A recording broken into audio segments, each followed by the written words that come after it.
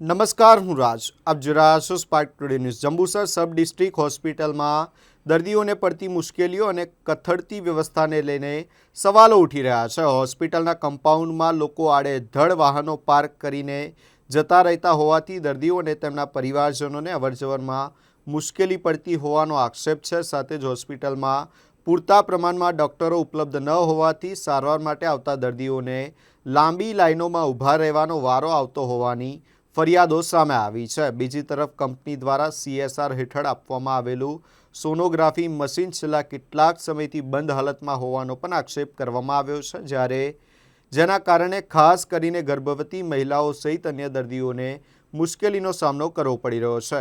આ અંગે હોસ્પિટલના ડૉક્ટર પઠાણ સાહેબે જણાવ્યું હતું કે સવારના સમયે દર્દીઓની સંખ્યા વધુ હોવાથી ભીડ રહે છે. ડૉક્ટરોની ઘટતી સંખ્યા અંગે સરકારમાં લેખિત અને મૌખિક રજૂઆત કરવામાં આવી છે. સોનોગ્રાફી અંગે તેમણે જણાવ્યું કે મશીન માટેના નિષ્ણાંત તબીબ અઠવાડિયામાં મંગળવાર, બુધવાર અને શનિવાર એમ 3 દિવસ સેવા આપવામાં આવે છે. હવે હોસ્પિટલની વ્યવસ્થા સુધારવા અને દર્દીઓને પડતી મુશ્કેલીઓ દૂર કરવા તાત્કાલિક પગલાં લેવામાં આવે તેવી સ્થાનિકોની માંગ છે.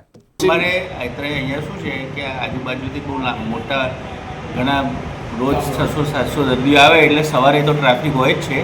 સવારે દર્દીઓની સંખ્યા વધારે જ હોય છે અને ડૉક્ટર્સ માટે અમે રજૂઆત કરેલી છે અને ટૂંક સમયમાં સરકાર તરફથી નિમણૂક થઈ જશે.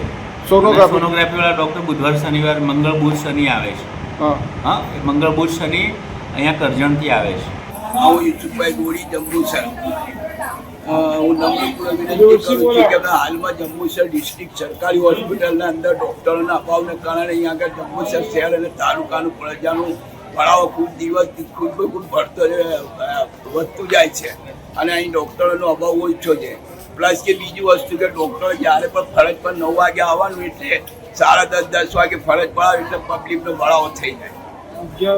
અને હમણાં હાલમાં જે ભાઈ કંપની દ્વારા જે સોનોગ્રાફીનું મશીન વિતરણ કરવામાં આવેલું છે જેથી કરીને ગરીબ અને મધ્યમ વર્ગને લોકોને લાભ મળે એ મશીનરીનું આપણે જંબુસર આમાં 154 વિસ્તારના ધારાસભ્ય શ્રી DK સોની સાહેબે ઉદ્ઘાટન કરેલું છે. છતાં પણ અત્યાર સુધી આગળ સોનોગ્રાફીનું મશીનનો ડૉક્ટર હજુ નિમણૂક કરવામાં આવતું નથી. જેથી કરીને અહીંયા આગળ પ્રેગ્નન્ટ મહિલાઓને પેલું ખાનગીમાં જવું પડે છે એટલે એક જ સોનોગ્રાફીનો 600 ને 700 રૂપિયાનો ભાર એમનો પર ગરીબ પ્રજા પાવે છે. તો અહીંયા આગળ સોનોગ્રાફીનું મશીન સરકારી હોસ્પિટલમાં દૂર થાય છે.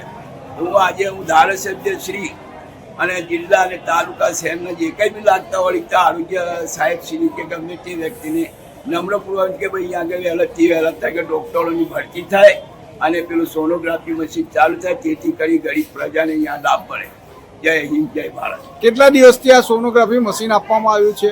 એ તો લગભગ 3-4 મહિના 3-4 મહિના જેવું થઈ ગયું. તો 3-4 મહિનાથી કોઈ ડોક્ટરની નિમણૂક નથી લાગતું અને આ લોકો આપણે મોટી જ કહીએ છીએ તો આ લોકો કહે કે સોનોગ્રાફીનો ડૉક્ટર નથી, એ ડૉક્ટર નિમણૂક કરવાના છે. ડૉક્ટર મળે તો આવશે. અત્યારે હું એવું કહું ગુજરાતમાં ડૉક્ટરોનું દુકાન છે સોનોગ્રાફી ડૉક્ટર.